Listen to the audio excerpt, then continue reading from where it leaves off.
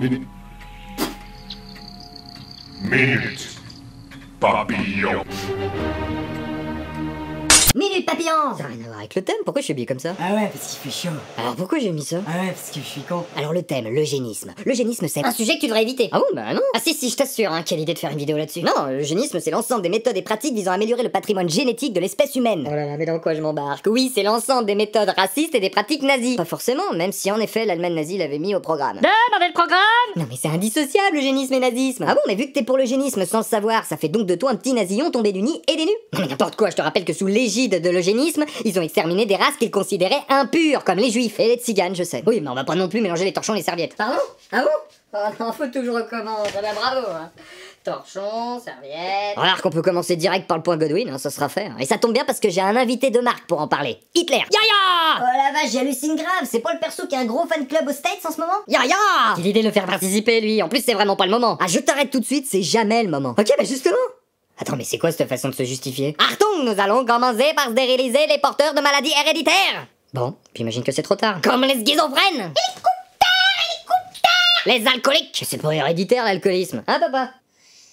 Ça veut rien dire. Mais aussi sont atteints de cécité. Ah mais je l'avais pas vu venir celle-là. Ah mais c'est vachement con parce que là tu rates un costume de dictateur qui fait fureur, hein. Et j'adore les bottes de Sangoku. Saillement saillant. Ensuite nous casserons les homosexuels. Non mais comment il a pu croire que c'était héréditaire là, l'autre? Comment tu veux que je fasse un gamin homo en tapant dans le joufflu d'un autre mec? Comment? Pourquoi il fait ça lui? Hein? Pourquoi? YMCA. Non mais arrêtez là, ça a 2 minutes les clichés, hein. Vous voulez shoot le bordel? Je vais mettre le Y. YMCA. Ouh, je sais pas ce qui me retient. Bon, puisque c'est comme ça, je rends mon tablier, hein. C'est dommage parce que la couleur m'allait comme un charme. Ah, tablier, c'est avec les torchons et les serviettes. Faut que je fasse un troisième tas, c'est ça? Nous mettrons les criminels, les asociaux et les handicapés dans des camps de concentration. Parqués comme du bétail, et pour certains de l'histoire, c'est un détail. Et enfin, nous exterminerons les tziganes et les juifs. Homophobie, racisme, antisémitisme. L'eugénisme débecte. En effet, ces idéologies ont souvent été étroitement liées, hein, mais ça ne date pas de l'Allemagne nazie. Yo, j'ai rien inventé, moi. Je suis juste très bon pour organiser des parades tziganes. En avant, Yaya! Yaya! Et je fonce dans tout le monde! Non, mais c'est de plus en plus graveleux, là. Oui, je te cache pas que l'eugénisme est plus présent aujourd'hui dans les pays où le concept de race supérieure persiste, hein, genre les États-Unis, Israël ou la Corée du Nord. Ah, tu vois? Mais est-ce qu'on doit interdire tous les couteaux de cuisine juste parce que certains tuent leurs congénères avec? Analogie plutôt déplacée entre couteau et eugénisme, quand on sait que quand il ne tue pas d'humains, il découpe de la génisse. 50 ans avant la Seconde Guerre mondiale, les théories eugénistes se développaient avec pour origine l'Angleterre. À l'époque, c'était un petit peu le pays... Et énormément de grands esprits du monde entier y voyaient l'avenir scientifique, une amélioration de l'espèce humaine. Peut-être, mais seulement Hitler était assez fou pour les mettre en pratique. Ah non, déjà au début de la Seconde Guerre mondiale, les Américains stérilisaient eux aussi à tour de bras, hein, et selon des critères plutôt discutables. Et un autre exemple, la Suède. Oh la Suède, ce formidable exemple d'état humaniste social-démocrate. Eh ben la Suède, elle stérilisait déjà avant Hitler, et jusqu'en 1976, des personnes socialement inadaptées ou de races différentes. Ikea, pas Ikea. Et ouais, parce que ça continue aussi pas mal après la guerre. Les Japonais, par exemple, stérilisaient les épileptiques, les albinos et les hémophiles. Oh yo. Hein, quoi? Ah non, non, non, je me suis pas coupé. À Singapour, dans les années 80 quand même, on stimulait la procréation entre gens riches, et à l'inverse, on incitait les jeunes femmes pauvres à recoudre la plaie. Une sélection par niveau social? Ah bah c'est pas mieux que le racisme, hein. Heureusement, pas de ça chez nous. La France n'a pas cédé. En partie parce qu'on est un pays majoritairement catholique, et les catholiques ont été un des rares remparts à l'expansion des théories eugénistes. Donc je me retrouve du côté des catholiques? J'ai envie de pleurer. L'eugénisme remet en cause l'action du créateur sur le monde. C'est l'œuvre de Satan. De toute façon, je vois pas où tu veux en venir, parce que tout ce que t'as dit, ça va dans mon sens, hein. L'eugénisme, ça craint du boudin. Alors toi aussi, dab contre Satan, allez, dab! Essaye de rajeunir l'église. Ah bah je dab pas moi, hein, je crois pas en Dieu, on est un pays laïque, hein. Ma version c'est qu'il faudrait mieux laisser faire la nature. La sélection naturelle, donc une piste à explorer. Ouais mais là il fait trop chaud pour explorer, on fera ça une prochaine fois. Mais en France pourtant l'échographie est obligatoire, et en cas de détection par exemple de la trisomie 21 chez l'enfant, ça finit dans 96% des cas par un avortement. C'est un petit peu de l'eugénisme. Peut-être, mais c'est pas pareil, ça se veut bénéfique, hein. On donne le choix à la maman d'avorter si l'enfant a une malformation, c'est logique. Tout est question de point de vue. Et va dire à une personne atteinte de trisomie 21 et heureuse malgré tout et rendant heureux son entourage, qu'elle a moins le droit de naître.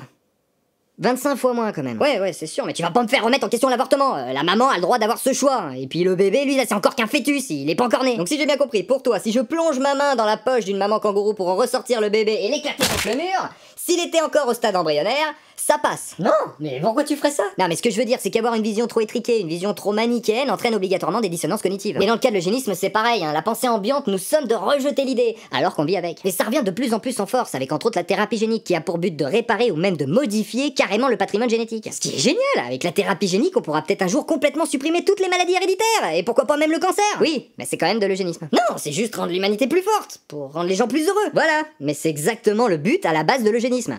même si ça a souvent dérivé. Tout simplement parce que l'eugénisme sert à conserver, voire même augmenter les critères bénéfiques de l'homme, mais sans vraiment définir ce qui est bénéfique. Et là, il en va quand même pas mal de l'interprétation personnelle. D'accord, mais dans le cas de la thérapie génique, c'est que du positif. On parle d'éradiquer une maladie, une source de souffrance. On peut pas être contre ça. Ah, je sais pas, hein, ça dépend. Le jour où la thérapie génique aura supprimé définitivement du génome humain de nombreuses tares et maladies, diabète, cancer, cécité, surdité, calvitie, hémophilie et que sais-je encore, eh ben j'arrêterai de saigner. Enfin, de tremper mon doigt dans la confiture. On aura parallèlement extrêmement réduit notre biodiversité, et donc potentiellement notre capacité de survie face à l'adversité. Et qui te dit qu'en éliminant ce qui nous semble handicapant ou inutile, on condamne pas notre espèce? Qui te dit qu'un virus ne nous embarquera peut-être pas tous d'un coup si nous sommes trop semblables génétiquement les uns avec les autres? Genre une maladie qui se transmet par la vue. Ou une maladie du sang que ne craignent pas les hémophiles. Hypothétiquement même, après plusieurs siècles et des critères de thérapie génique toujours plus nombreux, on pourrait presque arriver à une sorte de consanguinité mondiale. Génial. Ah, dernière petite précision, je suis pas indien. Non. Je suis peut-être hémophile, mais je suis avant tout japonais. Non, je dis ça parce qu'il y en a pas mal qui me confondent là avec le dermophile indien là. Non, ok, sinon moi je remonte tablier. Je suis parti. La procréation assistée, elle aussi, a une marge de progression énorme. Et entre la petite sélection eugéniste des donneurs de sperme actuels et un profond casting pour enlever toutes les imperfections ou singularités, il n'y a qu'un pas. Facile à franchir sans garde-fou. Désolé, mais moi j'ai déjà trop de taf comme garde-fou. Ok, alors laissons notre démocratie gérer ça.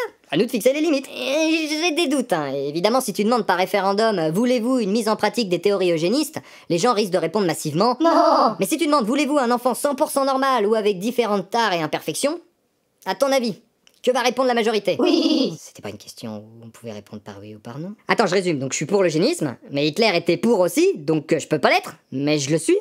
Je sais plus quoi penser là. C'est malheureux, mais j'ai l'impression que l'histoire réfléchit souvent à notre place. Beaucoup de ceux qui se disent ouverts d'esprit ont par analogie laissé rentrer trop d'air. Et que peut-être penser bien penser ne devrait pas nous exonérer de la réflexion.